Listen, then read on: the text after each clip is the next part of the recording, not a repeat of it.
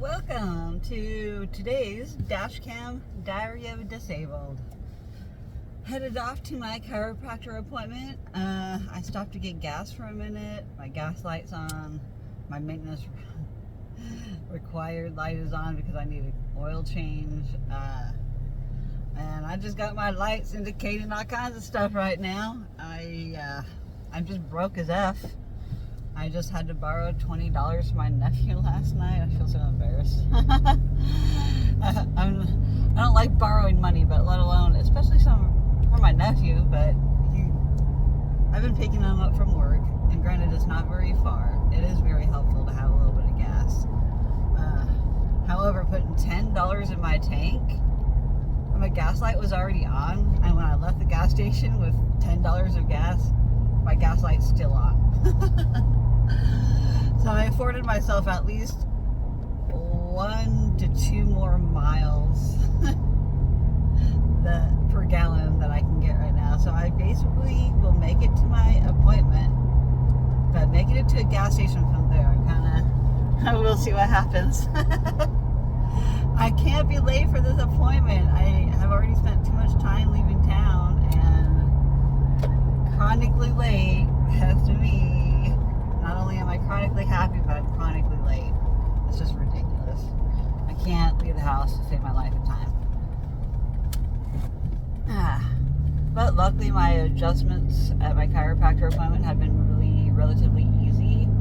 And my hour-long appointments, I don't even need that full hour. Well, I don't even get an hour. I get 40 minutes because I show up like anywhere between 10 to 15 minutes late, 20 minutes late sometimes. But at least we know that we can adjust me in a hurry, and we can adjust me and take my time. And it's about evening out the time of 20 minutes to get me adjusted now. My upper back is on fire today, but since I've taken my medication this morning, it's lessened. I don't feel the inflammation as much because of my mast cell load not being so high. I talked about this a little bit last night with my anxiety meds being mast cell stabilizers. I've tried talking to my immunologist about it, and he hadn't heard such a thing, but I really would like to just get a hold of Dr. Price, which is like the biggest mast cell activation doctor there is. Like, he was like the forerunner and like world-renowned, or at least United States renowned, about his mast cell activation treatment and discoveries, and what he has learned through treating multiples of patients with this problem. It's so hard to catch too, mast cell activation syndrome. There's a lot of mast cell debate because it's still like underdiagnosed and misunderstood. It's a disease, or it's not even a disease yet, it's a syndrome. So the only difference between a syndrome and a disease, I'm already forgetting my info. It's been a while since I looked this stuff up. Don't quote me on any of this stuff. This is off the top of my head, but it's like I almost went to medical school like a few years ago, and so I can see how it could be easy to forget about this stuff. And when you have a patient presenting with all kinds of symptoms all over the place that don't seem to make sense, of course it's hard to get diagnosed. Of course the doctors, like, with stuff that they don't really know, is hard. And then as being the patient, you don't want to overwhelm your doctor with all the information you have researched and learned, because they have their degree and you don't have a degree, for one. But number two, you're the one that has lived with these symptoms in this body, so you know from experience what helps, and there are treatments out there that we're willing to try due to the fact that there's not any set standard for treatment for it. It's a syndrome. Syndromes don't get that much research or recognition or treatment options available. I mean, there's medication companies and trials all the time for things, and off-label use for different medications for multiple things, for multi-systemic direction. I'm a little lost of words. I'm kind of focused on the road and, trying to think of the stuff that I haven't looked at for a couple of years. I got out of my medical research because it got to be really kind of depressing, because no matter how much I learned, the doctors won't listen to me and my knowledge about what I know about my body, about my experiences, and about what I've looked up. The doctors don't have time to stay on top of all these advances in their areas. I mean, that's why they're specialists, but at the same time, I don't know how many specialists I've seen that don't have the latest and greatest knowledge about what's going on in their community and their specialty. A lot of them get complacent and they do their job on the day-to-day, and they get so freaking burned out because of, they have so many patients they have to see within a day, and they have millions of chart notes to write up about it after they're, I'm glad that doctors are getting smart and getting scribes in on it, and I think it's funny that they have to ask permission, but I understand it's privacy, and HIPAA stuff. Me, I don't care. Whatever makes the job easier for them so they can pay more attention to me rather than having to write their stupid notes at the same time, like a VA doctor does. I mean, like, my doctor was decent for a little while until I got so complicated that he's just like, you're ridiculous of a patient, and I don't know how to treat you anymore because policy says this, but you're going against what I'm allowed to do, so I'm not going to help you in the ways that you need. And that's why I fired my last VA doctor. I'm just like, I respected him, but at the same time I didn't respect him because he allowed his job security. He's not willing to put his job security on the line in order to help patients feel better, when really doctors are supposed to do no harm. And doing no harm is listen to your patient and listen to what they have experienced and gone through. I mean, if it wasn't for me seeing my primary care doctor every single week for the last 6 months or more straight, my doctor probably would not be willing to give me the medications I asked for and the treatments that I'm asking about. We work kind of in a partnership now where I come with him to my concerns and he can calm my concerns about certain things, even though a lot of it I take with a grain of salt because I'm like, he doesn't really know, but I'm not going to hold it against him for not knowing about it, but I want to show him that I respect him, I listen to him, so I can get the same kind of treatment back.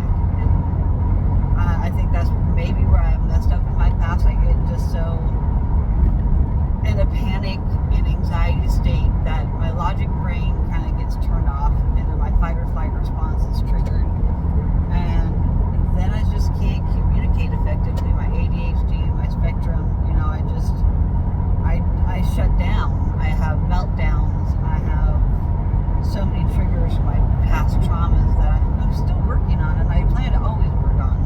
I'm never going to stop working on myself and figuring out what my triggers are and how I can mitigate those triggers, and not necessarily avoid those triggers, but learn how to cope with my triggers and cope with them in healthy ways, and find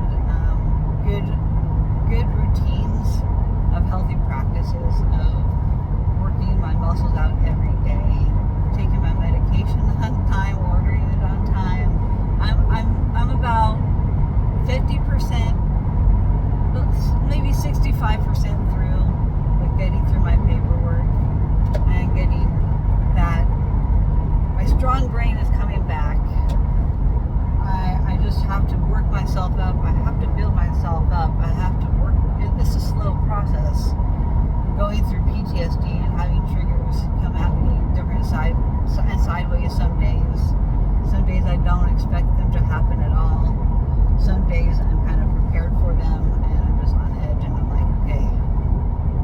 And then things will like turn out okay, and then it's like, oh, okay, my nervous system and everything can calm down now. It's okay.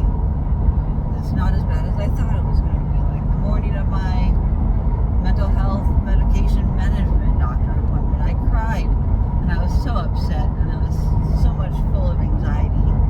And now being medicated for my anxiety, I can think clearer.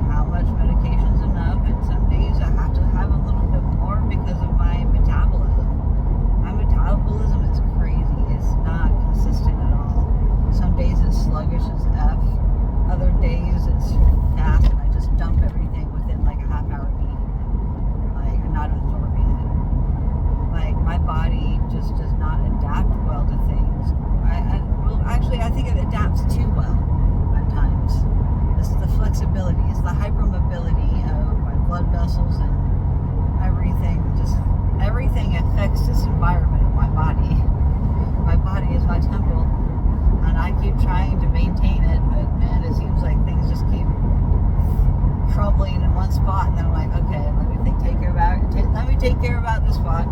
Oh crap, something else is falling apart underneath it, man. I can't fix this thing until I fix this. And then it's just trying to prioritize. Which condition do I deal with first? Which specialist do I go after? Because I have like 6 outgoing referrals, but I just can't follow through with all of them. I have to try and like, what is the level of discomfort or problems that I'm experiencing from one set of symptoms or diagnosis? And then I have to go down the list. Okay, is this symptom as bad as this one? I think the symptom is kind of compounding this one, so I kind of have to take care of this other one first before I can take care of this later one. It's a lot of managing. It's a lot of managing stuff that I don't fully comprehend because I don't know which symptoms are coming from which diagnosis a lot of the time. So I don't know which one to be treating the underlying cause, because the underlying cause may be one thing one day and then completely the opposite the next day. It's a catch-22. I just don't know some days on how to help myself. And that can get really frustrating and scary, like not knowing what I can do to help this one symptom feel better, because I have the majority of my tools in my pocket now. It's just, how do I use them? In what moments? It's really hard trying to manage chronic illness with multitudes of diagnoses and not fully understanding which symptoms is overlapping from which disease or syndrome. I just never know half the time. So to try and make a decision on that, I'm like half lost the time. And half the time I'm just kind of like half shutting down because I'm just like, I just don't know. I don't know what to do first. I need guidance. And then there is nobody that can give me guidance except for me, because I'm the one experiencing the symptoms. So I have to advocate for myself. But advocating for myself, when I'm lost, I just don't know which questions to ask. And I don't know which way to go first. So, and sometimes I'm just not prepared to deal with that situation. So I screen my phone calls and I listen to the voicemail and I decide whether I'm capable mentally, or if I'm in a physical location where I'm able to handle that phone call. Because a lot of the time, it seems like I'm out and about doing stuff when these phone calls happen, and I'm like, I need to schedule these things. And I think about these things while I'm driving a lot, but usually by the time I get to my destination, I have to deal with my destination, do what I'm doing there, and then it just gets put on the back burner again, even further. And then my agenda's like, as soon as I get done with my one appointment, I'm like, I just want to go home, and I can figure out what I can do from there. And sometimes I have to go do some shopping in town, and I have to turn around and leave the house all over again. But I don't like to do that, because once I get home, when my body starts to settle, like that's when all the aches and pains start to come in, and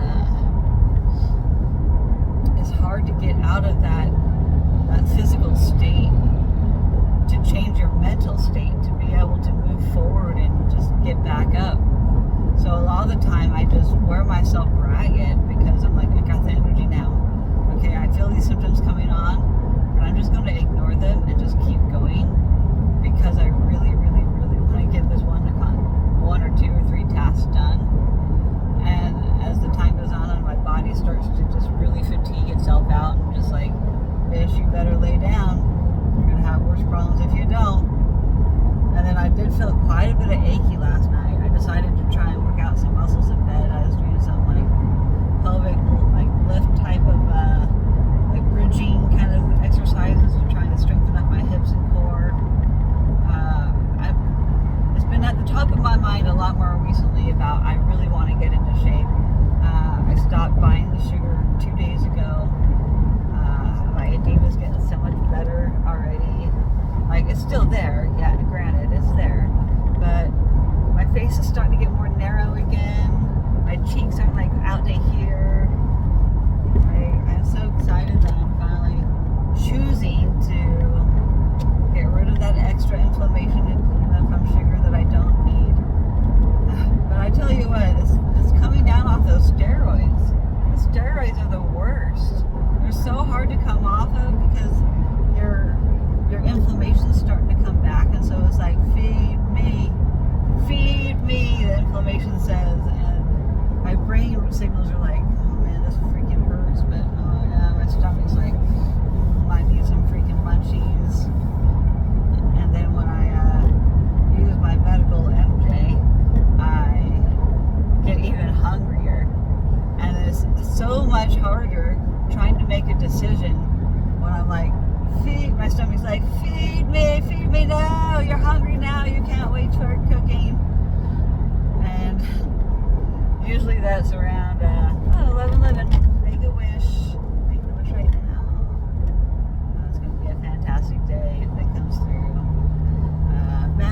positivity.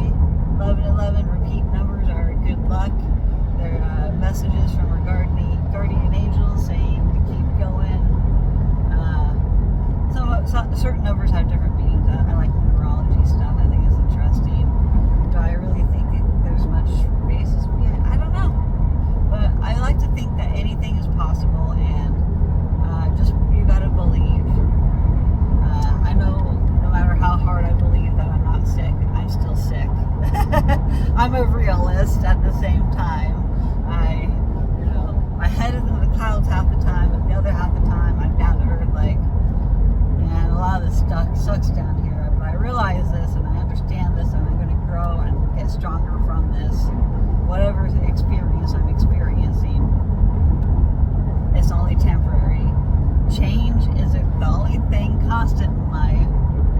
So I'm going to be constantly having to adjust and change my emotions and change my mindset or perspective or whatever I need to do to keep going. One day at a time. Sometimes 1 hour at a time. I am just in such a great mood. What a turnaround from being able to get the correct medication management. That's a game changer. I don't need antidepressants. He asked me about those, and I'm like, no, I'm really not depressed. I feel like depression comes a lot with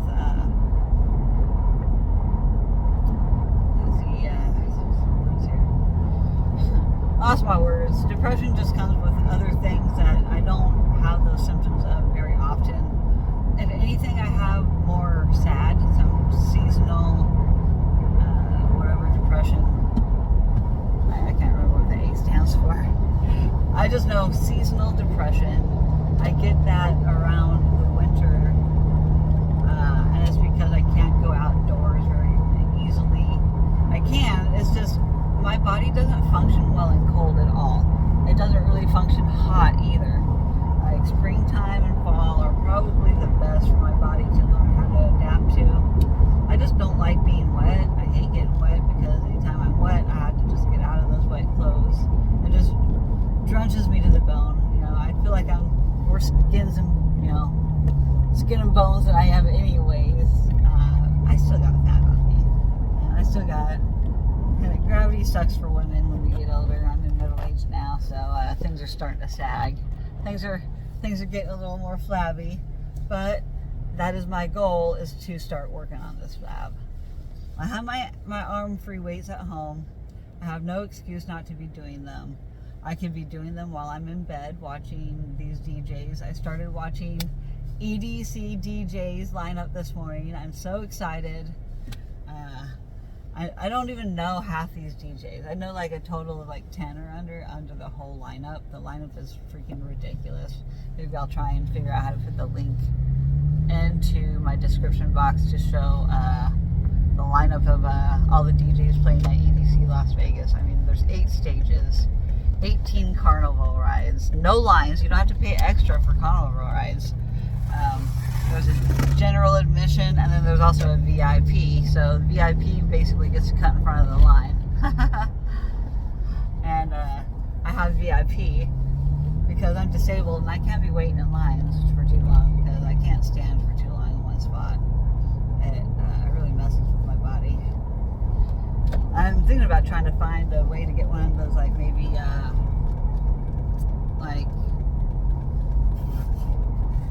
collapsible little stool chair things that I can just flip out and just sit if I need to, so I don't get trampled by sitting on the ground. I don't see that being a problem. A lot of people are really self-conscious and respectful of others. In festivals, it's a mixed bag, so you don't know what you're going to get in a festival. But I mean, the whole EDM community is all about peace, love, unity, and respect, man. And I don't know about this younger generation, the ravers and festival goers. I've been seeing some stuff in some of my Facebook groups about the topics, and Gosh, I almost feel like Facebook is almost like Reddit these days. With all these Facebook groups and all these Facebook Messenger groups. Like, I'm thankful to have Facebook Messenger groups, but like, they get really kind of annoying, honestly. I tried to even create my own, and I fell victim to just like letting it go because I just don't have what it takes to like be in there all the time.